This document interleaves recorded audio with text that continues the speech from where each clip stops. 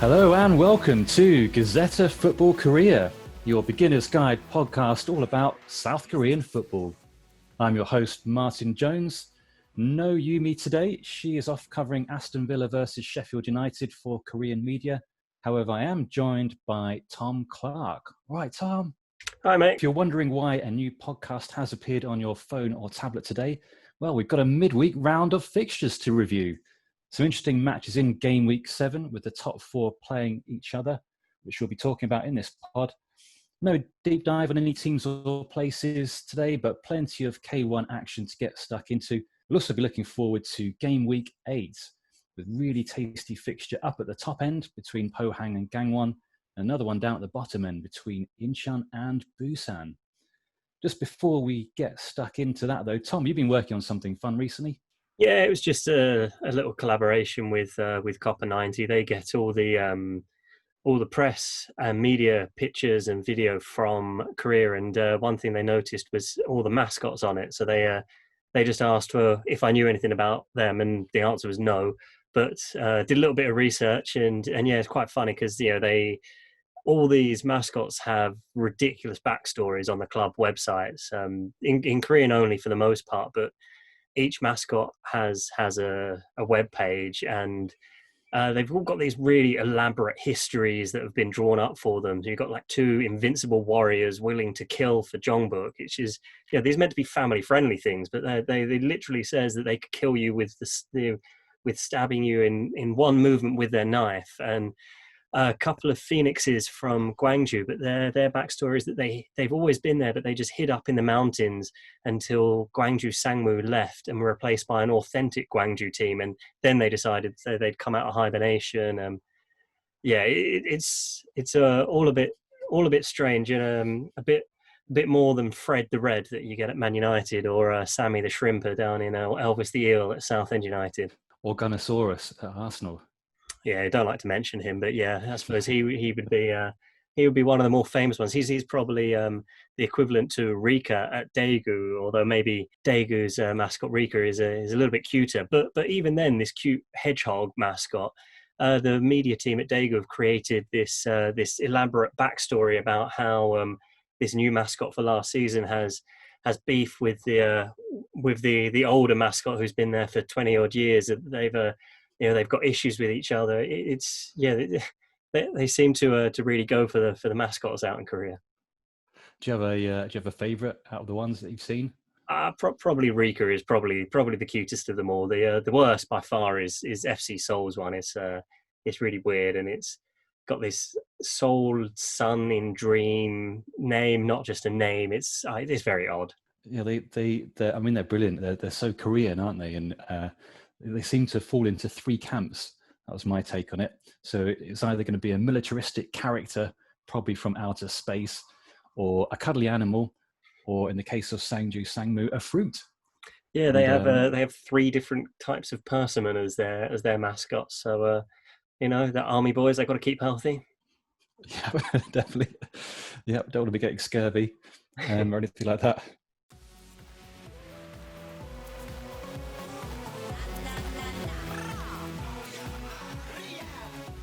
Okay, let's crack on with our Game Week 7 recap. So we had 3 games on Tuesday and 3 on Wednesday. We'll start first of all with Tuesday, 11:30 a.m. Pohang Steelers at home to Jeonbuk Hyundai Motors. This was 4th playing first.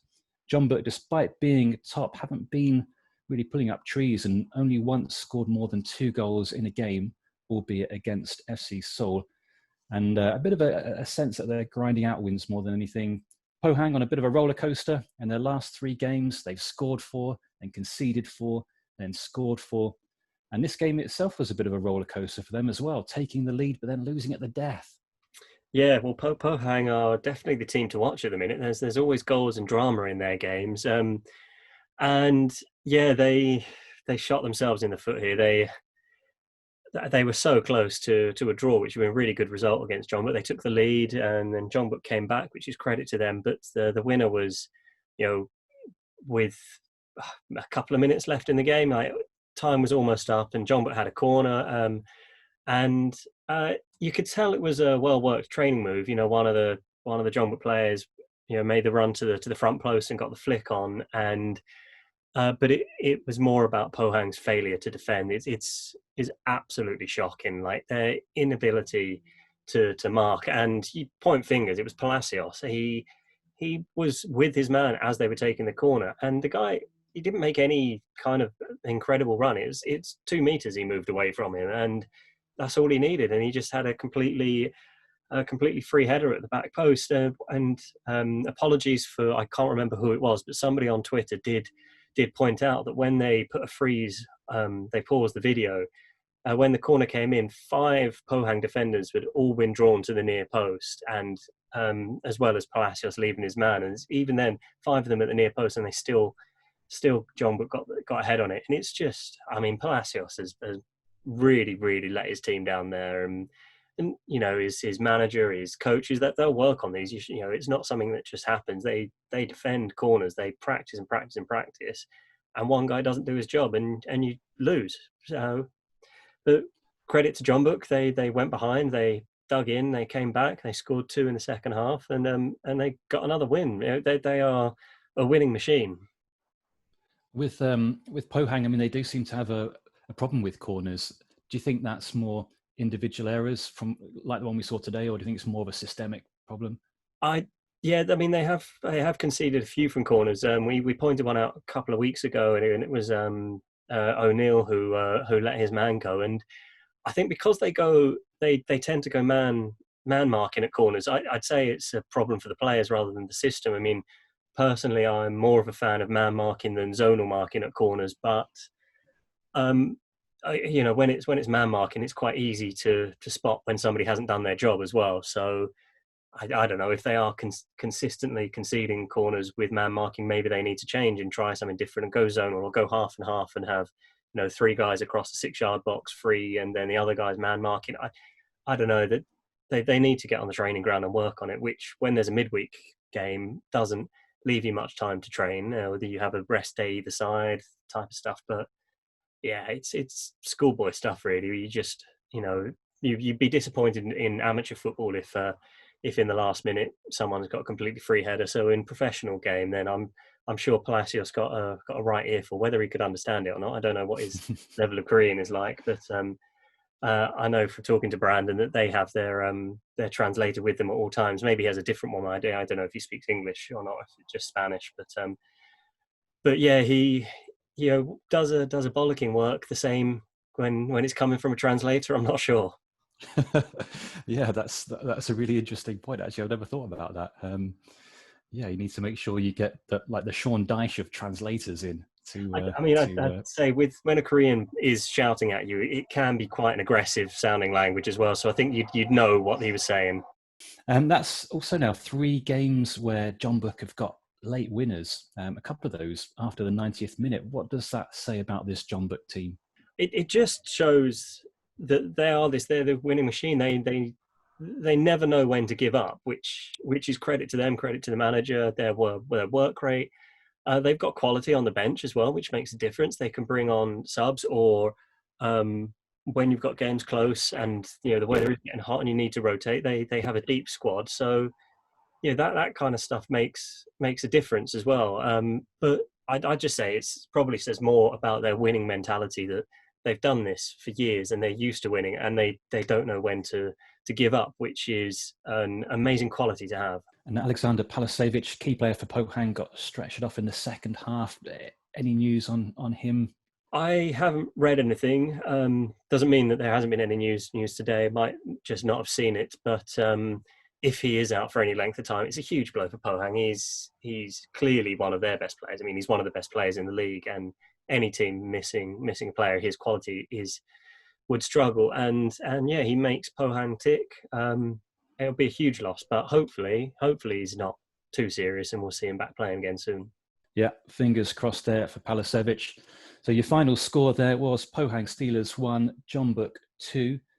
Pohang dropped 1 place to 5th as they continue their up and down season, still in the hunt for the 3rd Champions League spot though, and Jeonbuk, of course, stay first. Tuesday, 11 a.m, we also had Gangwon at home to Ulsan Hyundai. So this was the other game in the Big Four showdown. Gangwon, the home team, were in 3rd place looking to close the gap on their opponents, Ulsan in second place, and in fact a win would see Gangwon catch up with them. Both had won 2 and drawn 2 in their last 4 games. Ulsan, of course, still the only undefeated team in K1. Listeners will remember when Jeonbuk travelled to Gangwon in Gameweek 4, they lost 1-0, which were the only points that they've dropped so far this season. Would the same fate await Ulsan?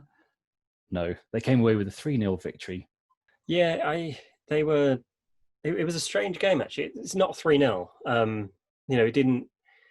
Ulsan didn't dominate. You see the scoreline, you just assume, all right, Ulsan were by far the better team, easy 3-0 win. It wasn't like that at all. I thought it was a pretty even game until Ulsan's opening goal, and it was a brilliant goal. And then from there, they kicked on a little bit. The goalkeeper Jo Hyun-woo, in goal for Ulsan, he made a couple of really good saves, keeping the score level, and then he had a huge part in the goal.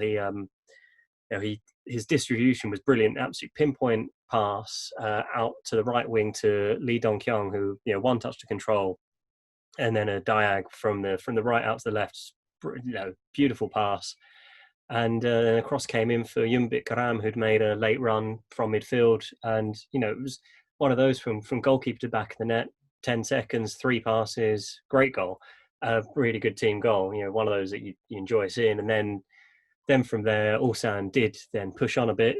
Junior continued his goal scoring, tapping in on the goal line. I'd have been proud of this kind of finish. This was my kind of goal.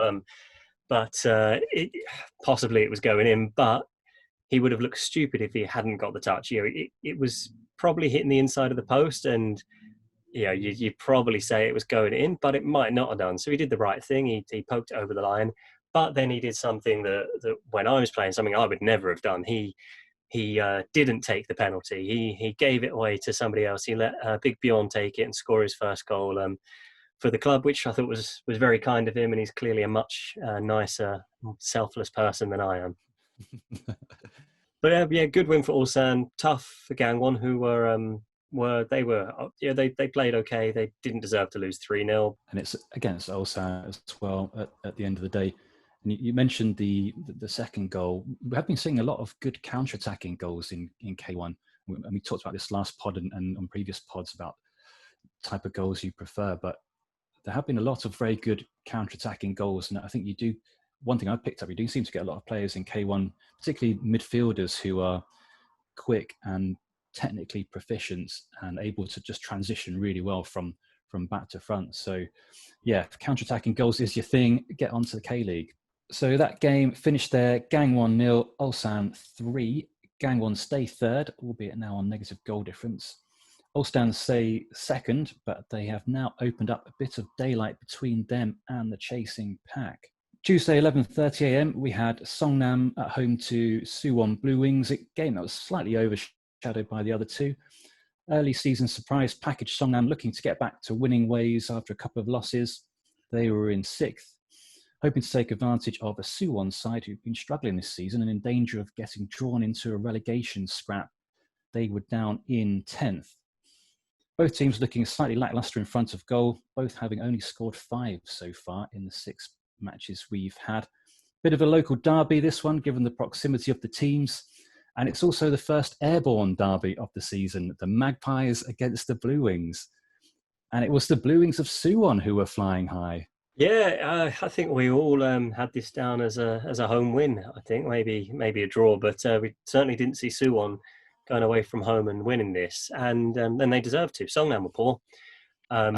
We as you say, they're not scoring many goals. They're not blessed with a lot of striking talent, so they've got to rely on their defence to pick up their points. And till the last couple of games, the defence have been pretty solid, but they weren't very good yesterday. It was a much improved performance from Suwon. They're by far their best of the season. Taggart finally on the score sheet, which it was only a matter of time. You give him chances and he will score. So it was a tidy left foot finish down the keeper's near post. Not really anything the keeper can do about it. It was a lovely pass. I forget. Young Giggs, wasn't it? I think. Oh, was it Young Giggs? Was it? Yeah. Yep. Okay. Yeah, it was a lovely pass and a good finish. Yeah, so if they keep giving him chances, then they'll be all right because he'll keep banging the goals in. But I mean, we've said about Songnam that you know, jokingly, for a few weeks that they were in the title race. That was obviously never actually going to materialize. But I don't think they're going to have any worries. They've probably found their level now. You know, in the bottom half of the table, they've got a couple of winnable games coming up. I think we will see them in the bottom half of the table, and I don't think they're going to have any relegation worries. Good stuff. So that game, your final score there, Songnam 0, Suwon Bluewings 2. Songnam, if the Bluewings were flying high, well, the Magpies are plummeting with 3 losses on the bounce after their initial run of 2 wins and 2 draws. They are down to 9th. Suwon get their first win since scraping a 1-0 over Incheon in game week 3. Their second goal actually means they overtake Songnam on goal difference and move up to 8th place in K1. So those are our Tuesday games. Moving on to Wednesday, we have some staggered games, staggered kickoff times on Wednesday. We'll start with Wednesday 10 a.m. Gwangju FC at home to Incheon United. Huge game this in the lower reaches of the table. Gwangju were up to 8th and coming into this game with a bit of steam, having garnered 7 points from their last 3 games. They were looking to take advantage of an Incheon side still winless and bottom of the table. Gwangju also looking to make the most of this fixture given their form and their impending game away at Jeonbuk after this. Incheon were overdue a win. Could they take 3 points from the Gus Hiddink Stadium? Of course not. Felipe inspiring the home team. Yeah, so the staggered kickoff times was really nice actually, because you got to watch. There were only ever 2 games on at the same time, so you got to watch first 45 minutes of Gwangju Incheon. Then when that got into the second half, it was the kickoff in Sangmu, and then so that first half finished when Gwangju Incheon finished, and then came the third game. So I really like that. I hope they continue doing that, because then you get to watch all of them, and just statistically, you're going to get more goals in the second half anyway. So when the second half's on in one game and it's the first in the other, you can slightly concentrate slightly more on the game that's getting towards a finish. As for Incheon, well, I mean, with Yumi not here, it would be mean to really, really pick on them, but they are not very good. Gwangju, credit to them, 3 wins on the trot now, and they are flying all of a sudden. Felipe has found his feet in the first division. He was scoring freely in K2 last year, so maybe it was only a matter of time for him. Again, if you give him the chances, he'll score. He wasn't getting those chances. He's got 3 in 3 games now. It was a set piece goal, good run, near post. He's a big man. He's bigger than most people in the league, so he's always going to have a little bit of an height advantage there. Pretty poor keeping.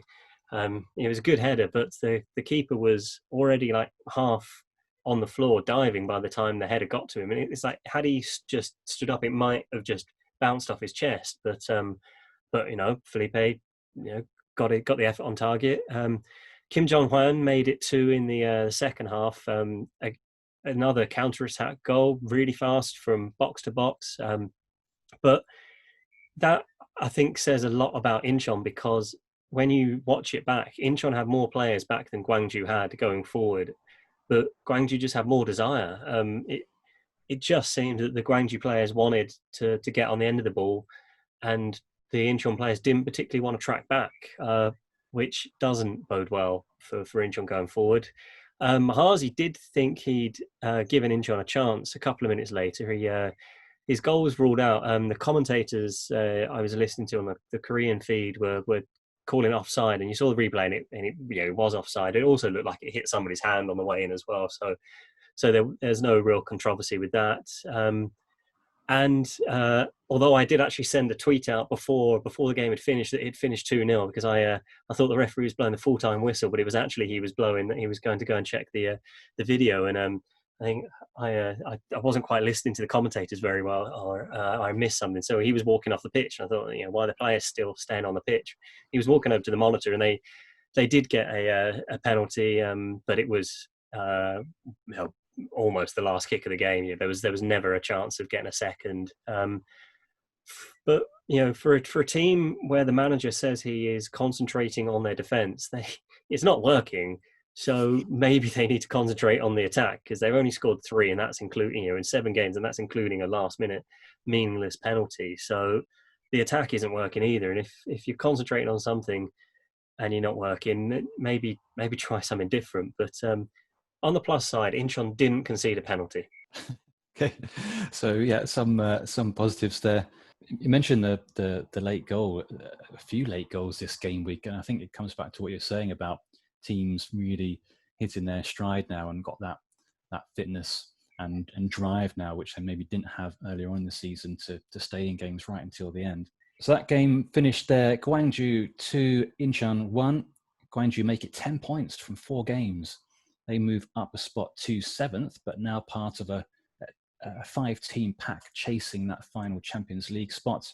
Incheon unfortunately stay bottom of the league. Wednesday, 11 o'clock, we had Sangju Sangmu at home to FC Seoul. We mentioned earlier that Suwon Bluewings, another K1 powerhouse, have been struggling. Observers of K1 have also been scratching their heads over a talented FC Seoul that's lost 3 games on the spin now. 10th base Seoul also, of course, fresh off that 6-0 humbling by Daegu at the weekend, which saw them end game week 6 as the owners of the leakiest defence in the league. That said, 7th placed Sangju Sangmu boasted the second worst defence, so this game surely promised goals. Unfortunately not. We had 1 goal, and that goal went to Sangju. Yeah, it was a bit of a nothing first half in this game, which was great because it meant I could concentrate on the Gwangju Incheon one. Yeah, like FC Seoul weren't very good, didn't really offer much. They gave it a bit of a go towards the end of the game to try and get back into it, but they never really threatened. Sangju, I don't really know what to make of them still. 7 weeks in, and it's 3 wins, 2 draws, 2 losses. Some games they look good, some games they don't. This is a bit of a meh kind of performance. They took the lead through Kim Jin-hwak's header, but fair play. He got his head on the ball from the corner and he got it on target. Got it down low. Can't really ask too much more of him. But it was just appalling goalkeeping from Yang Han-bin. Like he could have caught it. He could have pushed it away. He could have kicked it. It wasn't a particularly hard thing to say, but he just like shoveled it into the goal. Cost his team the win. Like he did it, and it's probably more frustrating for him than anything is a little bit later in the game he made a fantastic point blank save. The attacker was 3-4 yards out, and he got his shot off, and he spread himself well, and he made the save. And but with a goalkeeper, it doesn't really matter if you make a brilliant save. If you let in such a sloppy goal, then that's what you're going to be remembered for. And it cost your team 3 points. And yeah, it's an absolute shocking start to the season for FC Seoul. And they won't be challenging for the Champions League spots. Even this early bit, we are a third of the way through before the split. They only have 14 more games to that's still quite a lot of games, but the way they're playing, they're not going to make up the difference to the top 3. And even just trying to get into the top half is going to need a good run from them, and not just. But how are they going to go on a good run when they're playing this badly? They've got a lot of things to work on. And they've got Ulsan Hyundai up next, which won't help their position much at all. We've mentioned a couple of goalkeeping errors. I've noticed that all of the goalkeepers in K1 are Korean. Is that a deliberate thing? Yeah, that is a rule. They're not allowed to have a foreign goalkeeper. I'm not entirely sure when they came in. I think it was around about the 2002 World Cup that there was a real dearth of Korean goalkeepers. So this was made an official rule so that the quality of Korean goalkeeping would improve. Yes, it has worked to an extent, and you can kind of understand it that because you look at the front lines of most teams, and it seems to be fashionable to get in the big Brazilian guy, or the Dutch guy, or whatever. So maybe if all the clubs were allowed to go out and get a foreign goalkeeper, they would. And then how would you get any Korean goalkeepers working their way into the national squad? But then there's the counter argument of that is if you got some good foreign goalkeepers in training with the Korean goalkeepers, then surely that would improve them. Yeah, it's a difficult one to pin down really, because it does mean that Korean goalkeepers are getting more chances. And even though we've seen a few errors this game week and previous game weeks, it's hard to know. I mean, I guess the difficult thing is you don't know what the alternative looks like. You don't know what it would have looked like had we had foreign goalkeepers. So probably the reality is that the standard is higher than it would have been thanks to this rule. But I guess goalkeepers are always going to make mistakes, aren't they? Wherever they come from. So, but yeah, there we go. Sangju 1, FC Seoul 0. That game finished. Sangju move up to 4th place. They were the main beneficiaries of this midweek round. Seoul, 4 consecutive losses for them. They stay 10th. The final game and the final game to kick off in the staggered Wednesday kickoffs was Busan I Park at home to Daegu FC. Busan down in 11th, but played okay-ish in patches. Still winless though, and coming off the back of a painful 3-1 defeat to fellow strugglers Gwangju. A win would help them move away from danger. Daegu on the flip side, with the wind in their sails after their 6-goal thrashing of FC Seoul, they had gone up to 5th. With Pohang and Gangwon losing, Daegu also knew that a win for them would see them move into 3rd place. This game finished Daegu 2, Busan 2. Yeah, and it was certainly the pick of the games, but probably just for the final 10 minutes alone, and not even the final 10 minutes of regular time. It was the last 5 minutes and then the injury time. Oh, it's a very, very exciting finish. But let's go, take it chronologically. So it was a lovely opening goal quite early on from Daegu. It was a lovely 1-2 between Edgar and Cesinha. Edgar's touch and layoff was perfect, and Cesinha ran onto it, toe poked it through the goalkeeper's legs. And honestly, from then, you just thought, all right, Daegu are going to win this, no problem. They'll run away with this. So you give credit to Busan, but we are again looking at a goalkeeping error. A bit of a nightmare for Choi for Daegu. He rushed out from his goal, clipped the forward's legs. It's the clearest penalty you're likely to see. I mean, I didn't even need a replay to know it was a penalty. You just did, and then you saw 2 or 3 times, and there's no arguments at all. And Lee finished the penalty. It was keeper dived the right way, but he put it perfectly in the corner. And then so that was 1-1, and then it was not petering out to a draw, but because Daegu were the better side in the second half. But from the 85th minute on was when it really, really kicked off. Jin Hyun looked to have won it, but he put Daegu 2-1 up, coming off the subs bench. But Busan got another penalty, and it was in the 93rd minute. So you got to give Edgar some credit. He did give the penalty away, but he is the striker, and he was back in the box defending and helping his teammates out. So give him credit there. And it wasn't a stupid foul or anything. He blocked a shot, and it deflected off his chest or off his legs and onto his arm, which was slightly raised just because of his momentum. And probably 2 or 3 seasons ago that it wouldn't have been given, because he wasn't doing it on purpose, and he wasn't stopping a clear goal. But with the rules that came in last year, saying if you make your body bigger, I think it's the word is they use your silhouette. If your silhouette is unnatural, if it's bigger and it hits your arm, then it's a foul. And his arm was slightly raised. When it comes in the 93rd minute, it is hard to take, but it was a clear penalty. Homelu was incredibly calm when he took it and slotted it in. And then you think, all right, that's it, game over, 93rd minute. But it wasn't, and it wasn't just one side who could have gone on to win it. They both had chances, and we're talking, 2 minutes of injury time, and they both had chances. One for Busan was a header inside the 6-yard box. It was completely free, and how it went wide, I don't know, but he managed to put it wide. But if he'd have scored, we would have been just distraught with the Daegu defending how we got a free header as well. But anyway, he missed, and then quick goal kick straight up the other end, and within 30 seconds, Daegu had a free kick on the edge of the box, and Cesinha lining it up, and he is a set piece specialist, so it's always danger. And he took it, and it was the last kick of the game, and he hit the crossbar with it. So an absolutely breathless final 10 minutes, and a great way to end off a really, really good set of midweek fixtures. Talking of Cesinha free kicks, I saw one on Twitter earlier on today On from a Mondial. similar-ish position.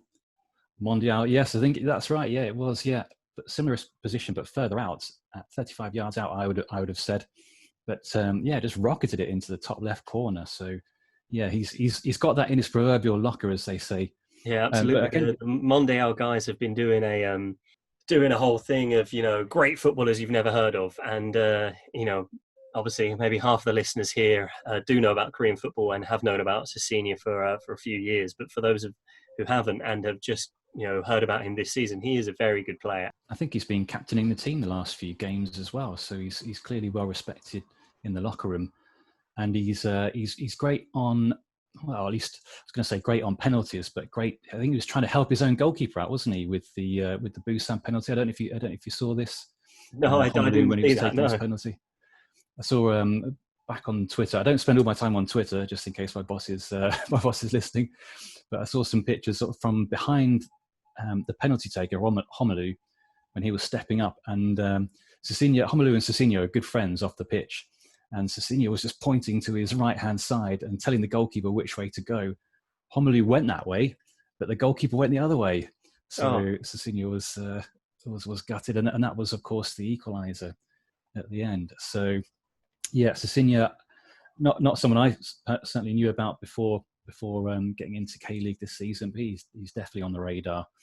And we talked about Palacevic earlier. For me, they're the two number 10s in this league, and they're getting goals and they're getting assists, and they're great to watch. Yeah, absolutely. Cesinha is by far and away one of the best players in the league, and his performances the last few weeks have shown that. And at the minute, probably for me, the player of the season so far. Okay, maybe not for the first two games, but the last 3 or 4, he's been brilliant. Excellent stuff. So that game finished there. Busan iPark 2, Daegu 2. Busan stay 11th and starting to look a little bit cut adrift there. Daegu could have moved up to 3rd, but instead dropped to 6th. Right, very good. That was our final game of the game week, and a good way to finish that off. How do we do with our predictions? Well, I got 3. Tom got 2. Yumi got 2. So that sees me go ahead in the tables. I'd actually miscounted previous game weeks. So we had been level, Tom, but I've just gone ahead now. In terms of the important league table, the K1 table, Jeonbuk and Ulsan stretch away a bit at the top now. They have 18 and 17 points respectively. And in fact, there are as many points now between Ulsan in 2nd and Gangwon in 3rd as there are between Gangwon 10th placed Seoul. Wins for Gwangju and Sangju see the chasing pack bunching up a bit now, with 5 teams separated by a single point. Those 5 teams being Gangwon, Sangju Sangmu, Pohang, Daegu and Gwangju. Suwon are in 8th with 8 points, along with Songnam. Seoul a couple of points behind them on 6. Then the 2 winless teams, Busan and Incheon, occupying the bottom 2 spots. And in the race for the Golden Boot, we have Ulsan's Junior Negrao still top on 8 goals from 7 games. Pohang's Ilychenko on 5 goals. On 4 goals still, we have Komu Yol from Gangwon, Lee Dong-guk from Jeonbuk, and Palacevic from Pohang. Coinciding with Daegu's nice little run, we also now have Cesinha. He is the leading assister in K1 with 4. Tom, any final thoughts on game week 7? Well, I think we already knew it, but it's definitely a two-way title race. And then I think it's kind of, until the split in the league, it's kind of already a three-part league, and it will be the guys going for the league title, then the Champions League spot, but also trying to get into the top half before the split, and then there's Incheon and Busan who are a little bit cut adrift at the bottom already, and so I think that middle group is where it's going to be really interesting before the league gets split. I think it's going to be really, really close between the teams in say 5th, 6th, 7th, and 8th, and the cup comes after the 6th team. So it's going to be exciting to see. And then once the split happens, there is only 1 game against each team rather than the usual 2 more games against each side. So once that split happens, then it's 5 games and that's it. So that's going to be very exciting when we get there. And we are, a quarter of the way through the season already. Excellent. That is our Game Week 7 recap done and dusted. After this short break, we'll be looking ahead to Game Week 8.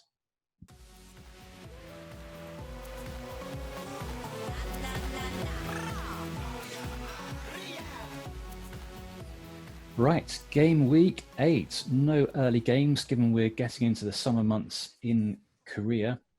Yeah, I've had a look at the next 4 game weeks, and there are no early kickoffs. So we're going to have to get used to this. Multiple matches kicking off at the same time. Hopefully, they'll stagger them a little bit like they did today. If not, on the weekends, it's just going to be 3 Korean matches simultaneously at 11 o'clock in the morning, followed by a Premier League game as soon as we finished, and then just a whole weekend full of football. Can't wait. Yeah, same here. I think this is one of the great things about Korean football is the timing just works out perfectly with European football. So yeah, bit of K-League in the morning and then a bit of Premier League in the afternoon. All right, let's start with the Saturday game, Saturday, 11 a.m. Let's look first at FC Seoul at home to Ulsan Hyundai. Seoul 4 losses on the spin. So the last team they really want to see is Ulsan. Ulsan 3 wins on the spin and still unbeaten. The best attack versus the best defence. Ulsan's Junior Negrao on his own has got 3 more goals than Seoul's whole team. This is going to be one-sided, right, isn't it? Yeah, you'd think so. That's a great stat you just had there. I'm very impressed with that one. And yeah, that just shows how poor FC Seoul have been.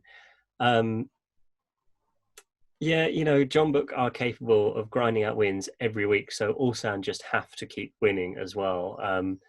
And I fully expect them to do here. And actually, hot off the press, I've just got a message from Yumi from the press box at Villa Park with her Korean prediction. Also, obviously, she's got a little bit of time to spare before kickoff in the Premier League, and yeah, she agrees. Ulsan win for her as well. Yeah, full house, no surprises there. Yeah, I'm joining you guys with that. So Saturday, 11 a.m. at the same time, Pohang Steelers at home to Gangwon. Really looking forward to this game. Both, of course, lost to the top 2 midweek. Both now looking a touch off the title race, but with a strong shout for claiming that 3rd Champions League spot. I mean, this is potentially one of the most interesting games of the season, isn't it? Yeah, it is. It's certainly so far anyway. It's clearly these are the best of the rest in these 2 teams. And I think come the end of the season, it's going to be these 2 teams who are battling out for the 3rd place for the Champions League as well. Pohang held their own against Jeonbuk, other than the last minutes, and Gangwon, despite the scoreline, were okay against Ulsan. So I think this is going to be a really close game. If Pohang can avoid conceding from a corner, then I think they're going to win this. But I don't think they will have time to rectify their mistake. So I'm going to go for a draw. Yumi is saying a Pohang win. Yeah, I've gone for Pohang as well. They just seem to be at the moment going through this phase where it's win one game, lose the next, win, then lose. So by that logic, they're going to win this. So yeah, unflappable, or infallible rather, I should say. 3rd Saturday game is Songnam at home to Sangju Sangmu. Songnam, off the back of 3 consecutive losses, there in 9th. Sangju's win against Seoul takes them up into the top half, and the win for them would consolidate their position and show they mean business. Yeah, Songnam need to arrest this recent little slide. I'm not entirely, I think I said this earlier, I'm not entirely sure what kind of team Sangju are. I've probably, of all the teams in the league, they're the ones I find hardest to predict their games for at the minute. I really don't have a good grip on them. Maybe need to concentrate on their games, because they often seem to be kicking off at the same time as other teams as well. So they don't get my full attention. So we'll try and change that in the coming weeks. But more in hope than expectation, I will go for a draw here. Yumi has, Songnam win for Yumi. Maybe she didn't see today's game. And I've gone for an away win. So all disagreeing on that one. So yeah, just proves your point, though. Yeah, exactly. I think that does just prove it. None of us really know what kind of team Sangju are just yet. Moving on to Sunday 10 a.m. UK time, Jeonbuk Hyundai Motors at home to Gwangju. Jeonbuk, of course, in first place after grabbing 3 points at the death away at Pohang Steelers. Gwangju on a nice little run of their own. They're now up into 7th after their win. Gwangju were also the last team to take points off Ulsan. Can they do the same against Ulsan's title rivals Jeonbuk? No, they can't. They are on a good run. Yes, Felipe is scoring, so it is looking a bit rosy or rosier for Gwangju, but this is where their run comes to an end, and I probably don't even need to look to know that this is where Yumi has said, yep, Jeonbuk win for Yumi as well. Yeah, same here. Full house, Jeonbuk win there. Talking of Yumi, on to the next game. Yumi's Incheon United at home to Busan I Park. Wow, what a game this is. Down at the bottom of the table. Looking like these will be the two teams duking out to stay up in K1. Either team gets a win here, though, and that could easily move them up the league and draw another team into that relegation battle. And it's got to be now or never, Incheon, now or never. Yeah, it's huge game already. There's still 3/4 of the season to go, but this is still a huge game for these two teams. They're definitely the most likely to be battling out for relegation. Both winless, and neither will have a better chance to break their duck than this weekend. I don't know. You know what? I know. Well, we know that Yumi is saying an Incheon win. It's really hard to say anything other than a draw here. But Busan win. Busan win. Wow. I've gone for a draw here. So yeah, again, all disagreeing on that one. Final game we have is Sunday, 12 noon. Daegu FC at home to Suwon Bluewings. Daegu in good form and showing now to be a real contender for that third Champions League spot. And they'll be gutted they let Busan grab a late equaliser this midweek. 2 goals for Suwon this midweek against Songnam with one of the better defences in the league, and that's not to be sniffed at. Tom, have Suwon turned a corner? Yes, a little bit. It was a good win. It was a decent performance, and it was a win they desperately needed. So yeah, they will be feeling a lot happier about things in Suwon now. If you'd have asked me to predict this game 2 days ago, I would have said hands down Daegu are going to win this. I'm still saying Daegu are going to win this, but maybe a little bit closer than I thought a couple of days ago. I just think they've got a little bit too much for them. Yes, Suwon do still have some frailties, but I think Daegu will just have a little bit too much for them, and we'll see Daegu come out the winners here. And Yumi is also pumping for a Daegu win.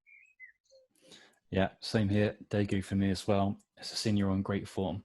Well, those are our Game Week 8 predictions, and that is our Game Week 7 recap pod done and dusted. Thanks very much for listening. Thank you to Tom for joining me.